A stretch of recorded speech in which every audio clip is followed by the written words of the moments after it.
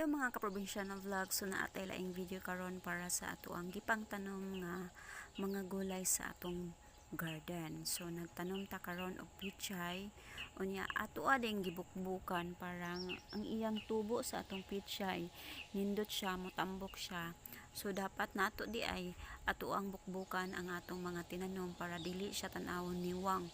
Motambok ang iyang mga dahon o mag green siya mga kaprobinsyana. So every time, every 2 weeks dapat nato iano siya, ibungkal ang iyang dapit nga punuan para ang iyang pagtubo nindot siya, tambok pod ang atong mga tanom. So kani ang akong mga tanom wala gini siya butang fertilizer. So ang akong ginabutang is swamp fertilizer lang, yung mga kanang mga prutas bitaw nga wala nagigamit, pwede na siya butang og tubig unya after 3 days